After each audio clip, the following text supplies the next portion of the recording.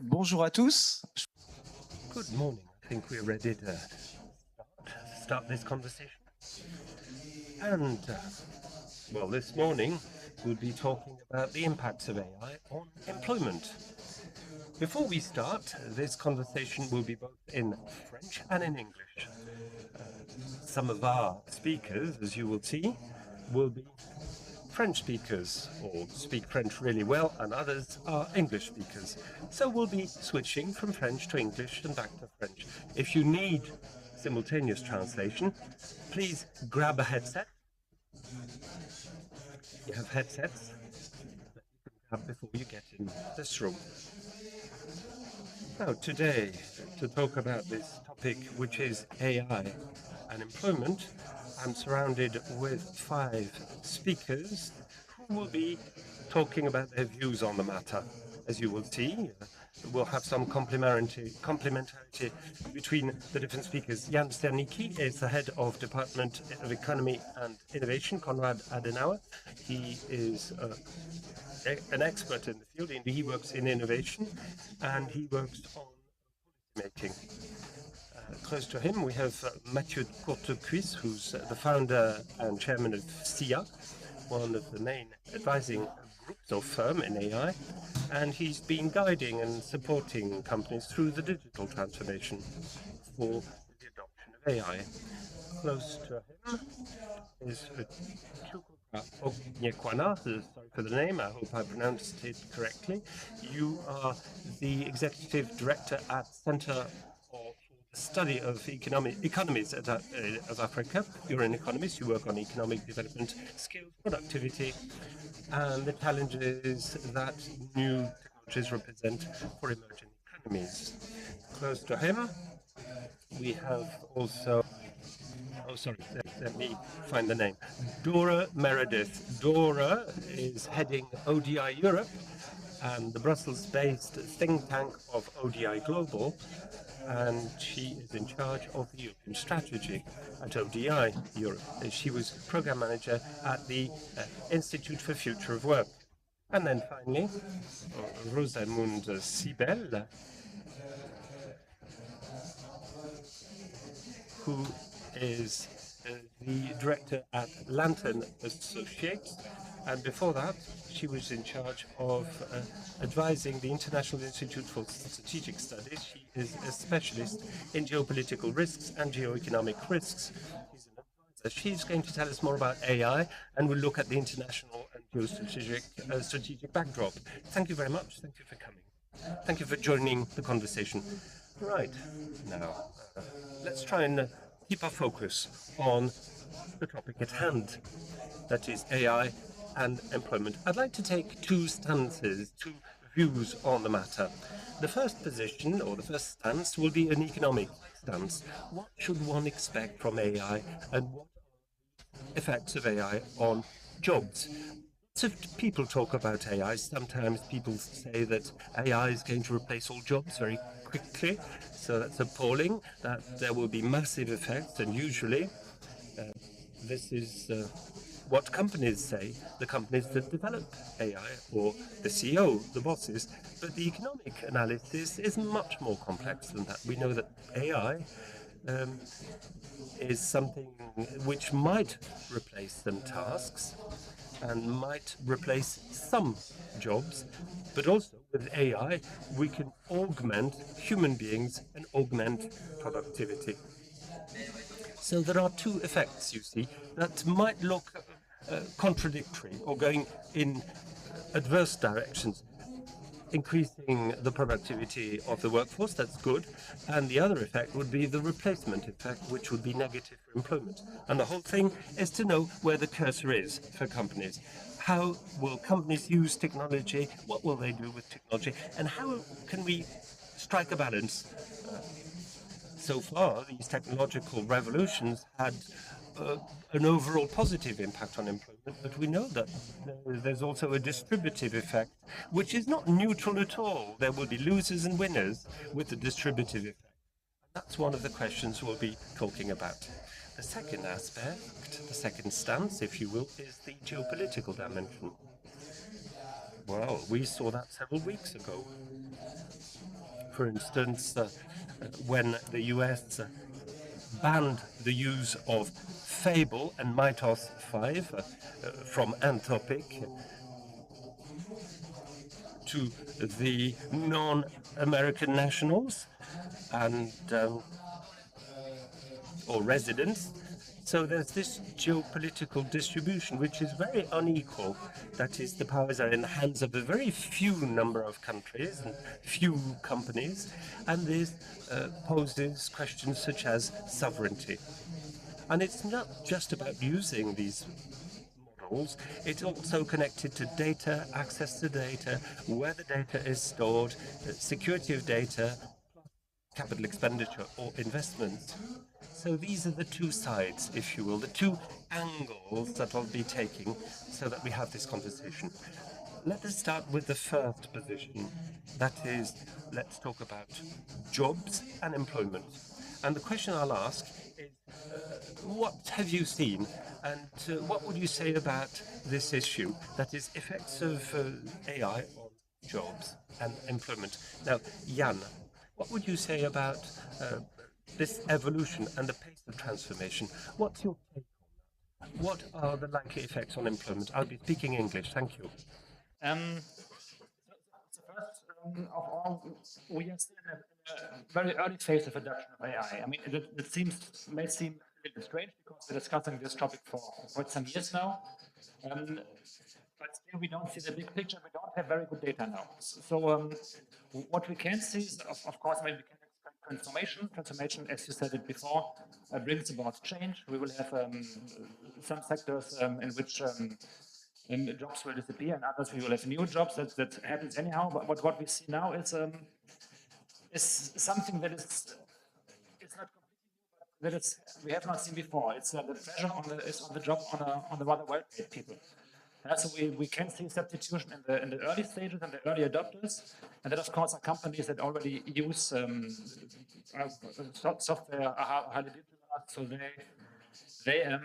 it's easy there to be more productive using AI. I mean, if you sell software, it's rather easy to just put your code into ChatGPT and ask it to debug it. It does it rather well, and you just save employment. So it's easy. That has been done already. It brings pressure on people like programmers. Young programmers have interest to find jobs. 10 years ago, they didn't have any problems with that. That is new because we don't know yet how well-paid people react if they lose their jobs. So the pressure on social systems may be lower than we expect because these people may be able to adopt differently than people that in other transformations lost their jobs, which were in many cases unskilled laborers. So that is the difference we see. And maybe I leave it here to not talk too much for that, but that's one effect that is new. And for the rest, we don't know so much what happens in industrial sectors because it's more difficult if you produce cement. You can't ask ChatGPT, just make my process better. That doesn't work. So you need people to do it. And here we didn't see so much effect in the industry yet. And that is the interesting part. Will there be a big effect on the industry? Of course, less than in programming and other things, but that's yet to come. C'est un peu la différence entre. And that's the difference between what we're seeing today, what's really visible, that is AI based on the LLM versus the development of an AI that's more complex, that's more suited to companies, a real world AI that people are developing. There are limits to these LLMs, the large language model. Now, Mathieu Courtecuisse, what about you? You are an advisor to companies. What have you noticed? What about the adoption pace, for instance? What would you say about the companies when they use AI? What are the impacts on employment? Does that really have an impact on production processes, the organization of companies? What are the effects on companies? Well, everybody's realizing today that we have an abundance of intelligence today. That's a new era. It was a scarcity, and now we have it in abundance. What does that mean? This is the Spotify of intelligence or smartness. We can use intelligence and smartness in an easy way today. Now, if we look at the workstations, if you will, there are two ways of looking at things. First, the redistribution between the supervised tasks and supervision. That is what we're seeing is the end of tasks executed by humans when they were supervised with a supervisor. That means that all these people who were the white colors will have now to become supervisors, which means that we'll be monitoring agents, tens, thousands of agents that will help us do the job. This poses a specific problem for the learning curve of the younger workforce. Because if they want to have a value on the job market, they have to become a supervisor and not the supervisees. In the past, it would take 3 or up to 10 years before you would become a supervisor. This layer, if you will, is disappearing. And also, what we're seeing as well is a rebalancing between the white colors and the blue colors. Over the past 20 or 30 years, what we've seen is that the Western economies have produced a lot of paperwork. We've created lots of back office jobs, and AI will kill the back office jobs. And the educational system in Europe and in the US was designed so as to make sure that people were trained for compliance, for paper work or office work or back office work. And in a couple of years, these will have disappeared. And this poses another question. We don't just work with companies, as you know, as advisors. We work with organizations, and there will be instances where civil servants will disappear. So these paper-related jobs, as I call them, will disappear. Yet there are many new opportunities if clerical jobs disappear. And we still have to have other skills. We have to cast a critical eye on things, and we'll have to be polymaths, that is, to be able to control different business lines in parallel. These will be critical resources in the future, and also creativity. Back to the hard sciences. And this is an important decision to make when we look at the educational system, because we can't have an educational system which is not designed correctly, given the skills that we will need today and tomorrow. It's an incredible moment. There will be productivity gains that will be incredible. I live in the US. And what I see in the US, and I'm a bit worried, I see that there's a divided gap, if you will, between productivity in the US and productivity in Europe. We can talk about this later on if you want to. And that is, Europe will become poorer if we don't adapt quickly. Okay. Now, we've seen this big rebound in productivity in the US in the couple of past years or 3 years, and that's only the early stages. I agree with you. And if you look at adoption rates, AI adoption rate, it's really massive.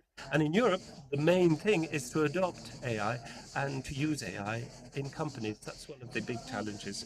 We'll take perhaps a bit of a different view. Chukwuka, because I mean, you live in Africa, and Africa, I mean, is the fastest growing geographic area in terms of demography, with a lot of young people, and also a lot of service jobs.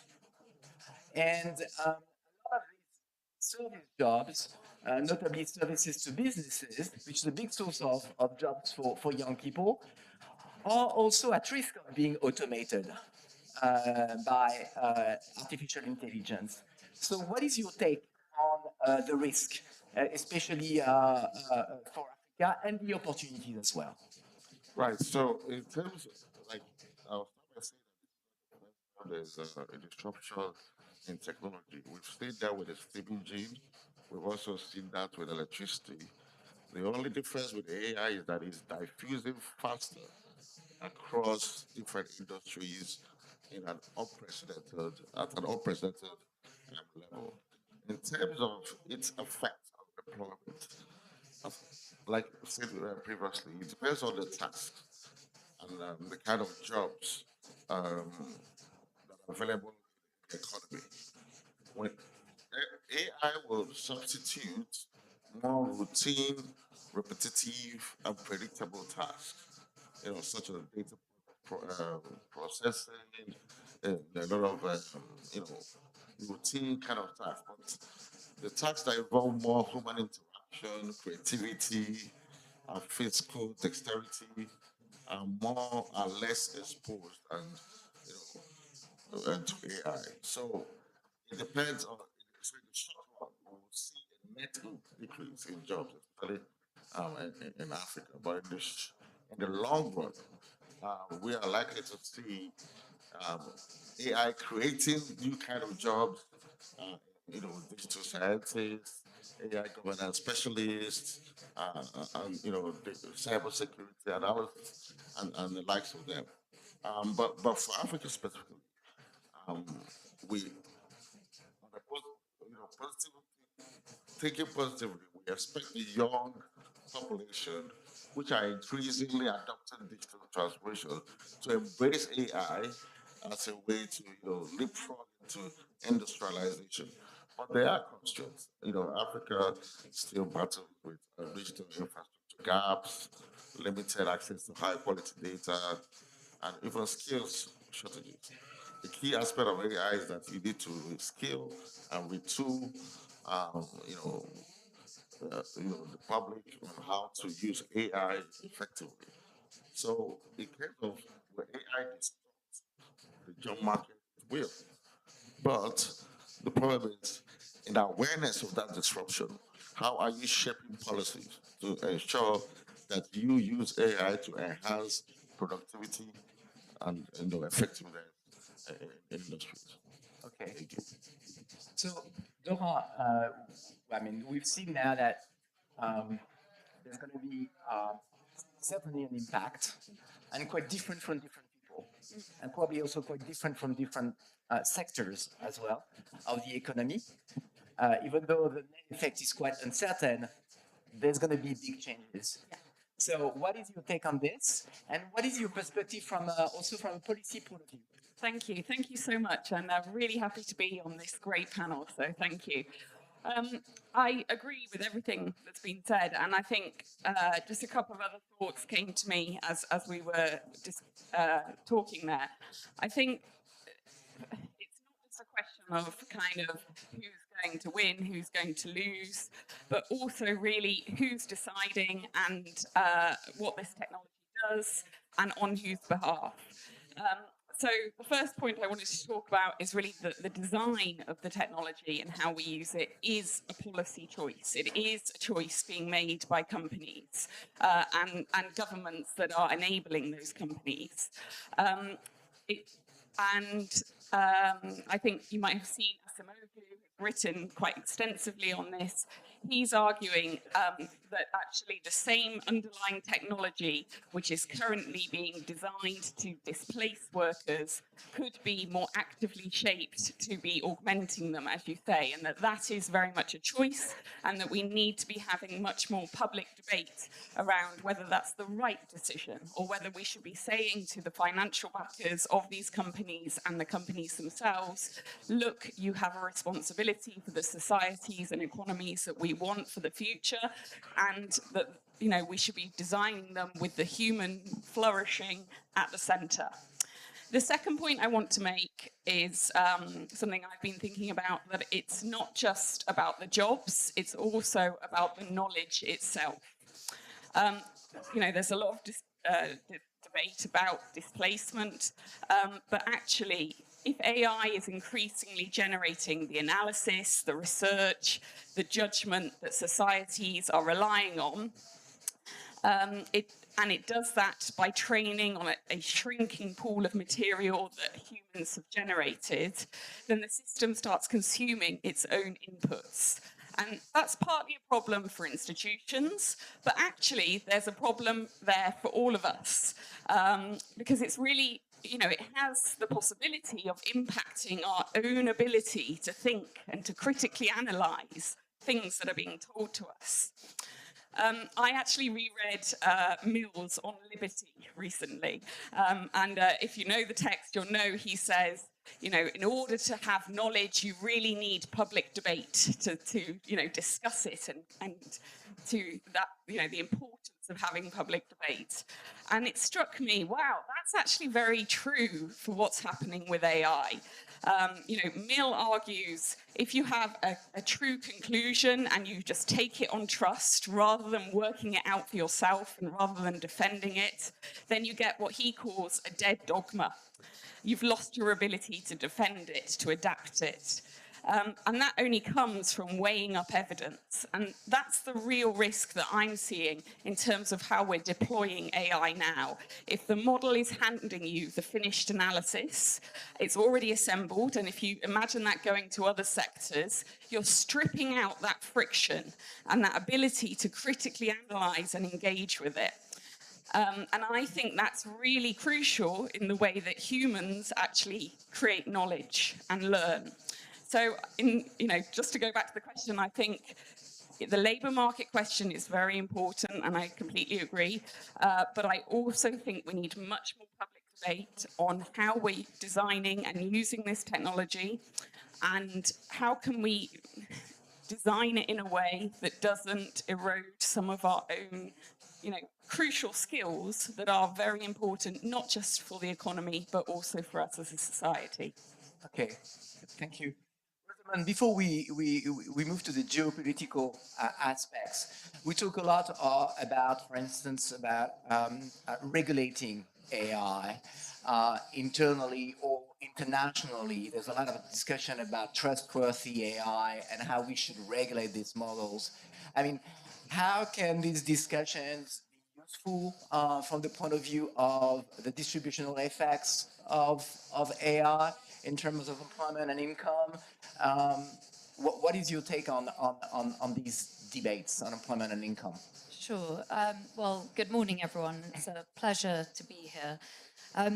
So I think in terms of regulation and policy, it's interesting to see regulation and policy as a theatre of conflict. And I think we're seeing it more and more. If you think 3 weeks ago, you mentioned this just now, Stefan, the US suspended Anthropic's most powerful models for all non-Americans. That was, I think, 90 minutes notice. So that ban was lifted a couple of days ago on Washington's terms, but it follows a clear pattern of US leverage, leveraging access to advanced technologies. So if you think of NVIDIA chips, you think of Anthropic, you think of OpenAI's GPT 5.6, that was restricted to just 20 US government-approved partners. I think last week, the EU signed up to Pax Silica. But actually, everyone who had already signed up to Pax Silica, they were also restricted from Anthropic's, most latest technologies. So my point is that joining the table doesn't protect you from the next ban. So regulation itself is a powerful instrument of conflict. So, I mean, we can talk about this later, but I mean, it's not just regulation as a theatre of conflict. We have actual kinetic conflict, as we saw in the Gulf. We had data centers in the UAE and Bahrain being hit. But I think when we think about the deeper strategic context, there's a huge contest now between China's leading AI models, they're open source, you've got America's, which are being locked down. So Beijing is largely betting that diffusion is going to beat restriction, that we're going to get Chinese AI embedded in global infrastructure, they're going to set the standards, they're going to build dependencies. And Washington's betting on control, so both can't win, right? And this is like part of the regulation battle. So I think that the choice is going to be political and technical. So it's going to be a regulatory question. Which ecosystem are you going to build on? I think we're going to build on that later. I have one question to all of you, actually. What is most urgent from the point of view of governments right now to adapt to this new playing field with AI? Is it about investment? Is it about education? What's really, really urgent to prepare the workforce and also firms to this revolution and to make sure that we benefit from it? Maybe Mathieu, because I know that you have some ideas on this, but please, all of you, do not hesitate to. Je reste en français du Oui, oui. Ouais, ok, voilà. I'm going to switch to French. Well, at macro level, if we take the white collars, for instance, it's not a risk. Automation is not a risk. You talked about risk. It's an opportunity, actually. Who wants to do a job that potentially is repetitive or actually painful, you know? No. The risk is not here. All things being equal, we will automate 10, 30, 40% of tasks that are performed by white collars. But this is an opportunity. And then the economy should redeploy everything back out. But the problem is that 30 to 40% of the workforce will be changed into American tokens. Something that is on our French territory will go to the US infrastructures. And that is where the problem lies in terms of trade balance. This is where we're going to see a problem. We're talking about 100, 150, 200 billion dollars of GDP in Europe going towards the US. And we're talking about something that's been funded in the ballpark of 1 trillion per year.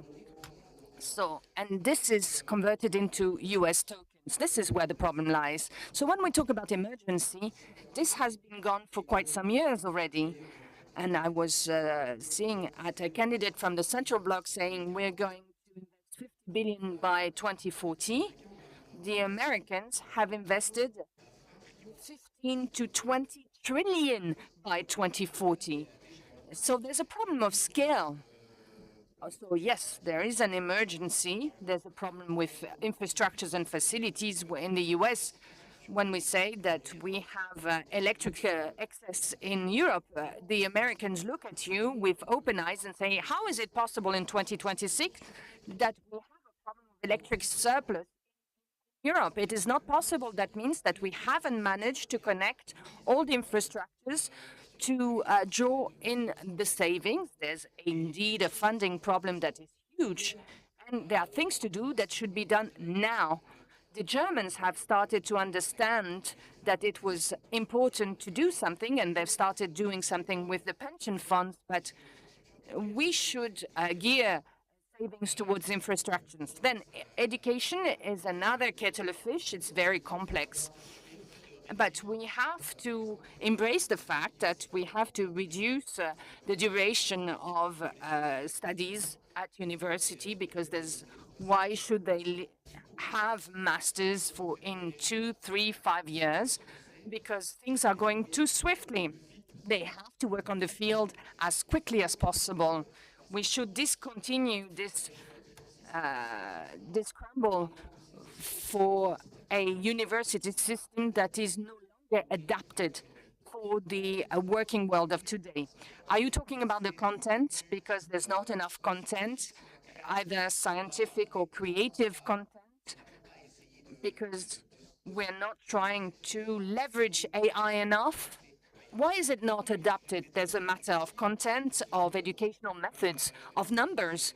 In the US, 50% of the society goes to the university. In France, it's 70%, but it doesn't mean that in France we're more intelligent than the American ones, you know?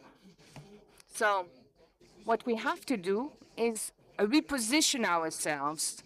We have to be more selective in how we do things, and we have to have a high-quality education system, have more practical trainings with internships, to have more flexibility and an agile working environment with the younger professionals. We're going to have a sacrificed generation if our younger professionals and younger students are not learning AI soon enough. how about you? What is your point of view, Jan? What do we have to do in emergency not to have a sacrificed generation to make sure that we can use AI as much as we can and to exploit and harness its potential as much as we can?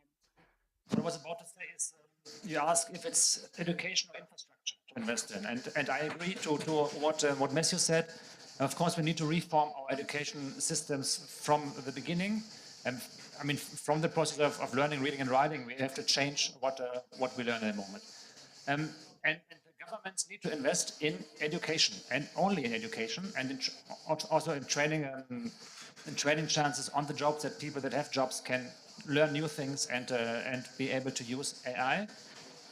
On the other hand, I don't believe that governments in Europe need to invest in infrastructure here, because if the gains in productivity are as high as we hear at the moment, private companies will be happy to invest in that. And if not, they don't. And if they don't see a market in that, then they will not do it. The only point which may hinder them from investment is pressure from other countries, mainly America, because why would you invest in a market where others dominate it already and you can't come in? I mean, traditionally we had this before. There were situations in which countries needed to protect themselves against dominating industries from other countries, and there were tariffs. So I think the solution can't be to say, no, we need to be a global market, and if somebody dominates us, we just subsidize with billions and trillions to catch up. And then setting up infrastructure that's used by private companies. So we need to look at models, how also trade policy comes in. I don't want to talk about protectionism and being alone in Europe. Of course, we are connected. But still, dominance from other companies or from states like China needs to be countered with measures on trade level. And that's the thing we have to do, additionally to education. Okay, so you say, education first. In terms of, I'm not a specialist of this, but I was thinking that infrastructure in terms of data centers, for instance, is extremely important. I was also thinking that before being able to use AI, you also need to be digitalized. So you need access to broadband and you need access to data. So who's going to pay it? Who's going to buy it? And who's going to construct it? State or companies? And that's a good point. But don't you think there's a place for industrial policies in this? No? Okay, that's good. That's good. We have a debate. Yeah, please go ahead. Yeah, so like you mentioned, there's need for digitalization. And like in the African region, there are a lot of underserved communities. Because what AI can do is that it can exacerbate the unevenness, the inequality that already exists in terms of technological adoption. Because there are differences across countries. There's also the urban and rural divide in technology and digitalization levels. So I think the important policy issue is investments that promote affordable access to AI technology, because the more affordable it is, the more diffuse across sectors, across different categories of people, and then that will also increase the chances of it enhancing productivity, especially for the underserved regions. So there's need for investments in digital infrastructure, skills, and also access to high quality data, broadband internet for AI adoption. Okay. Yeah. Dora, Rosamund, on these policies, industrial policies, do you think there is a place for that? Especially in particular in Europe or other places in Africa? Yes, and I think when it comes to infrastructure, we need to think primarily about energy. Now, Europe, we have a problem. Our energy costs are, for gas, we pay 3 times what China pays. We pay 3 times what the United States pays. We really need to think about that when it comes to AI infrastructure. So if we think of AI, it's not just a cloud, it's electricity, it's water. The US hosts 51% of the world's data centers. We've got a handful of American companies who are spending, I think, something like 650 billion this year on infrastructure alone. China has a strategic advantage. They are They have access to cheap, reliable, secure energy. And those three things are what are going to define the winners of this AI race, right? So if you think of data centers, cooling systems, grids, and China's generating twice as much electricity as the United States, that's growing 6% annually. It connects new AI facilities at speed. So I think, Western markets, we are facing a real problem, actually. We have been here before. Europe needs to wake up. We became dependent on Russian gas, as we know. We saw what happened there. Germany closed its nuclear plants. Today it digs up lignite. It imports nuclear fuel from France, nuclear power, rather. So I think this is a real message that industrial policy has to adapt to the AI generation, the future that we're going to live. Dora? Yes, I agree. I think this does require government to have this joined up thinking across different policy areas. So yeah, absolutely energy, but also the external sort of supply chain. So for me, it's really about the partnerships that Europe needs to build to enable the supply chains, but also, not just in the AI stack, but also for energy and things like that. And to be working with partners on regulation. So we've seen that already happening in Europe. There is already work, for example, with Brazil on data adequacy. There are new digital partnerships which are being rolled out, and I think these things are crucial because you can't possibly address these issues as one continent alone. Secondly, I think indeed the investment is absolutely needed, both in terms of infrastructure in Europe, but then also thinking about the wider supply chain. In Europe, there is the Global Gateway Programme, which is making investments across the world, including on digital areas, and I think that's very much welcomed and the direction that things need to be going. And then education, as we've talked about, and finally regulation. So trying to make sure you've got the regulations in place to help guide companies who are also making the investments. At a previous role at a different think tank at the Institute for Future of Work, we'd had so much feedback from companies saying we want some regulation. It's just that the regulation's coming quite slowly compared to where the technology is. And I think governments need to wake up and, listen to that call and respond. Okay, I've got a question then to all of you again. I mean, some companies, notably the small, medium-sized companies, might find it difficult in some countries to adopt AI because it's costly or because they don't really see the full benefits of adopting it. Do you think there is a place there for some incentives for these companies to adopt AI?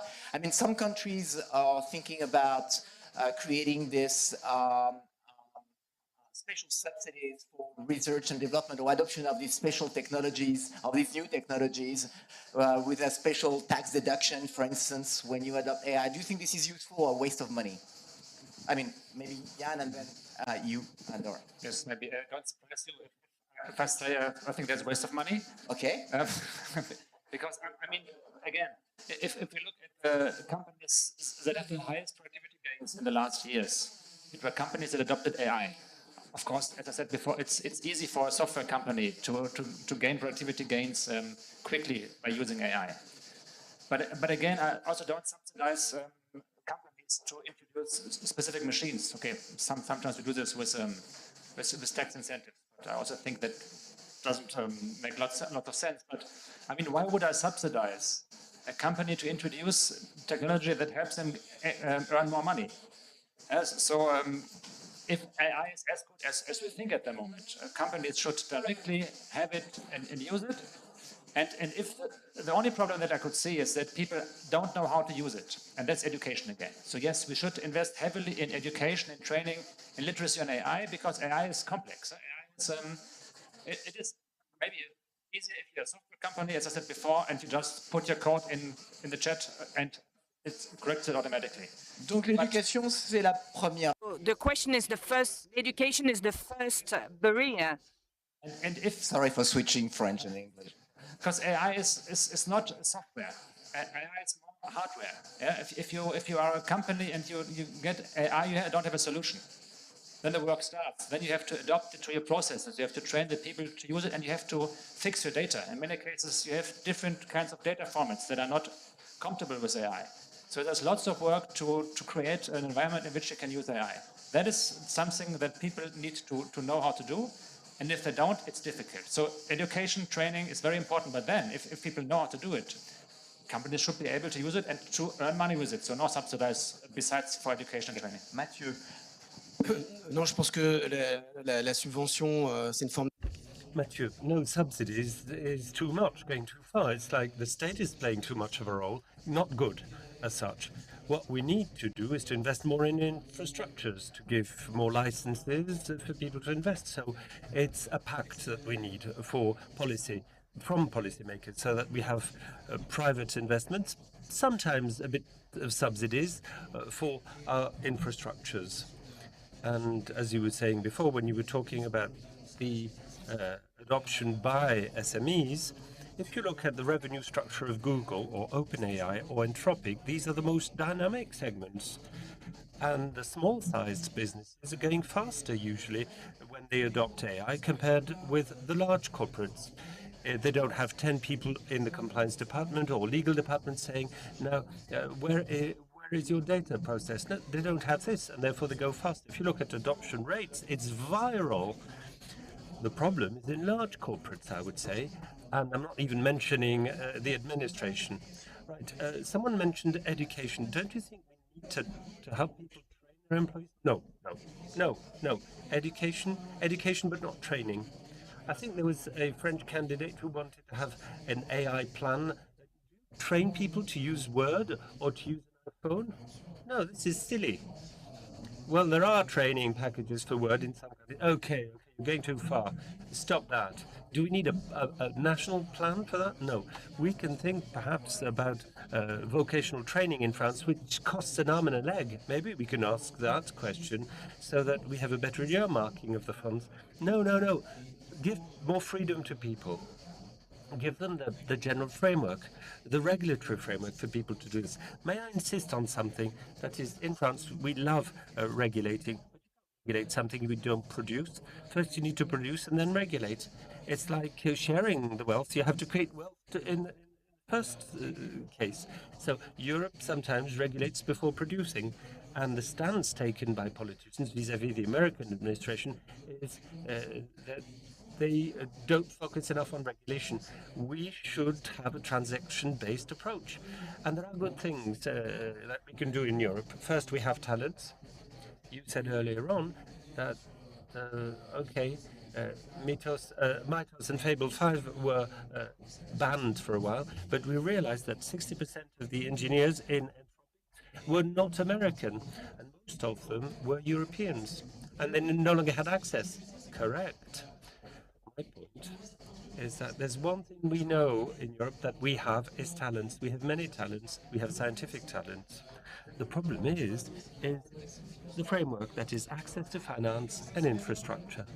But yet, these are very important problems. Europe has to understand that we are a third world continent in the field of AI. It's not a problem. We have to look at reality the way it is. And then what really matters is to catch up. That is trade-offs. We need to sign deals, not to produce more rules. And there are new technological breakthroughs that are coming, and Europe should work on that, which is exactly what the Chinese did 20 years ago, 30 years ago in the car making industry. There was a catch-up and they innovated at the same time. We are in the same position today, let's face it. Okay, Dora maybe. Really agree with this position, so I think it's nice to have your point of view as well. Yeah, great, thank you. I mean, It's an interesting question. To what extent should the state be subsidising these things? Because previously I worked in the R&D policy space, and there was always a challenge, not just in terms of getting family firms to invest in R&D, but also the big corporates to say, actually, you need to be focused on reinvesting into some of these future technologies. So I do think, there can be a space to create incentives for companies to be making that space within their planning to say we're going to be investing in these things. But I also do agree it's not just about the money. Indeed, it's about training. It's about having, support, creating the enabling environment for companies to understand what's the latest sort of in terms of technology development. Again, I previously worked on innovation policy, and there we'd often take companies out to visit other markets so they could see how things were developing elsewhere outside of Europe. And I personally think that's a very valuable role that government can sometimes play in opening doors for companies who might not have access to their counterparts in other countries. So I do think having a more sort of active, holistic approach of government creating the enabling environment for companies for adoption is worth considering. Chukwuka, what do you think about this role of governments in terms of supporting firms and workers? So I don't think the government should subsidize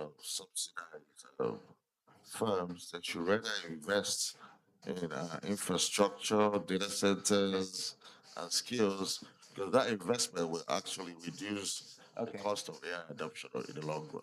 Okay. Yeah. Okay, I get that. It's okay. Initially, you remember that I wanted to separate the impact on employment and the geopolitical aspects, but we've naturally mixed the two. Okay. So I kind of failed on that, but I would like to go back to the geopolitical aspects. With you, Rosamund, notably, what do you think now from Europe's strength and weaknesses? You've mentioned already a number of weaknesses, notably in terms of energy. Do you think we have strength in this or in this competition for AI? So anyone who listened to the Prime Minister's address yesterday would remember that he said that France in particular has got the skills, knowledge, expertise to actually build resilience in this field. I agree with him. But I think what we have to be realistic about is that while regulation, and I agree with Mathieu here, regulation gives Europe a lot of influence over how AI is deployed within its borders, it doesn't give influence over the infrastructure and the tools that runs on. So I think we need to move into a space that perhaps the South Koreans have moved into. The Japanese are answering these sovereignty questions with trillions of dollars in infrastructure investment. So I think this is where we need to head. There needs to be a real leveraging of our opportunity and our strategic advantages that we have. We are a big market. We do have a moment. But I think it really comes down to the gains and losses not being distributed sort of fairly, I suppose, globally. AI adoption is absolutely necessary. Any company that is an AI native is going to benefit hugely from these productivity gains. But it comes back to the platform you build on, the infrastructure you commit to, and the data you hand over. That's a geopolitical question. That's a question that I think, we're going to be trying to answer for over the course of this panel, but the next day. Yeah, of course. I think one thing before I give you the floor, Laura, is the fact that I think it's important to understand that these productivity gains are super important for the future, for countries, but also for workers, because wages are driven by productivity. And so the workers that work for companies that adopt AI might benefit from these productivity gains through higher wages. It's also a big national stakes in terms of income. This is what Mathieu said before, the transfer that we're observing right now. This GDP per capita is extremely important, not only just for the wealth, but for the funding of key infrastructure in the country, for the management of demographic aging in Europe, for instance, and the OECD countries, for the capacity to adapt to climate change also. So I think the stakes are really, really huge from that point of view. So Dora, what do you think of now probably the key aspects at the European level that should be addressed to foster the adoption of AI and to foster these productivity gains?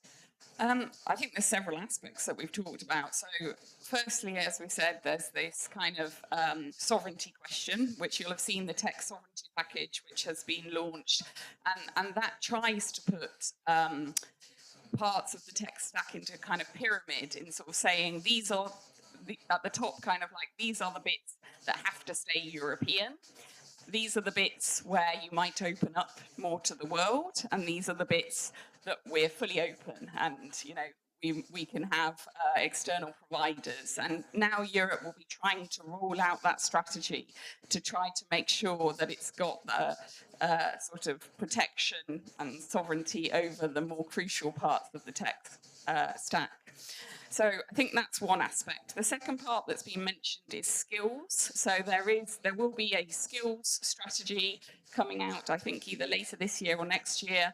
And I was hearing earlier this week that digital skills will certainly be part of that. Of course, there's like a question of how much should that be driven at the European level or how much at the member state level. And I think that debate needs to be had in terms of, can countries be doing that, or should we be trying to foster some sort of sharing of knowledge across Europe and the European economies? And then, of course, as we've mentioned, infrastructure. So I mentioned the Global Gateway, but also with the Europe's budgets currently being negotiated over the next 6 months, there'll be a big discussion about what funding is available for different regions, which of course has big implications for infrastructure investment. So I think, you see the digital sort of topics coming into a lot of these different policy areas that Europe is working on. But I think part of our job is to be trying to push to raise that ambition and to make sure that the voices of companies and civil society are all included as those strategies are developed. Okay. Mathieu, il y a Rosamund earlier on talked about Europe. Europe is big, so it's an asset. It's a huge market that we have in Europe. But also there are limits in terms of the regulatory limits. I was listening to you, Mathieu, and I think you talked about the trillions invested by America. We don't have the impression that Europe is matching those levels if you look at the capital markets in Europe. So according to you, what should the strategy look like at Europe level so that we can make the best use of our assets? Well, on the one hand, there's production of AI technologies and the adopters. The value chain is different. What we need to do is capture the productivity gains. And there's a difference between those who produce AI and those who adopt AI. There's a salient example of that, which is South Korea. 40 million inhabitants. They have 2 companies that have a good market capitalization, and they're giving us a good wigging. They have 40 million people, and they're beating us. So size, in terms of AI production, doesn't really matter in terms of production of technology, not infrastructure. To tell you the truth, OpenAI, that's 4,000 people, Anthropic, 3,000, 4,000 people, who knows. So we don't need to have a big thing, 450 million, to produce technology. So there's a mismatch, I think. And Korea is a very good example. South Korea is. Now, let me give you a couple of examples. A few weeks ago, I was visiting the work site on TSMC. It's the biggest chips factory in the US, more than $20 billion invested. I was questioning the workers on the work site, and the electrical engineers earn $150,000 to $700,000. Electrical engineers. So there are productivity gains captured by some people with OpenAI and Anthropic. Average remuneration is between $2 and $3 million. So there's something happening there in terms of who catches these productivity gains, captures them. We have huge productivity gains, but they're in the hands of the happy few, the ones who produce technology. It will perhaps not last forever. That is, the models are competing with each other. And who knows, with competition, maybe we'll have some type of rebalancing of these distribution of gains. And Europe, is it Europe strong? I don't know. We have a fragmented Europe the Chancellor yesterday said that they will not want the transposition of the EU law in Germany. I think this is absolutely necessary in France as well. And it's a nightmare if you want to have a company at scale in Europe. It's a nightmare. And the evidence of this is that most of the tech companies in France, well, the second market they're thinking about is the US. It's never Germany. Well, very rarely. And if I may, a very final remark, AI is a dual technology, civil and military use. We talked about mythos and others, but we're entering this new world when we have killer apps that are embedded in AI, and so much so that the question of sovereignty, the underlying sovereignty question, should be looked from that lens, because we'll need some type of protection. If we're not able to produce enough technology in these areas, then we'll be hitting the wall. And I'm not saying in 6 months or 2 or 3 years. It's a very topical issue. Okay, before we listen to Jan, you were saying that there are trillions that are invested. Where are they invested? Where's the money invested? Is it in data centers? Is it in production capacity? Is it in the development of models? Well, they cover the whole value chain. Memory, chips, data centers. But data center is where we have the lowest level of value added, and electricity is necessary, but that's not where you can capture value added. So it's the whole ecosystem plus the model. We need to close and have a few questions from the audience. Yes, from your question, I come back to what I said at the beginning. I mean, we are in the early stage, very early stage of adoption of AI.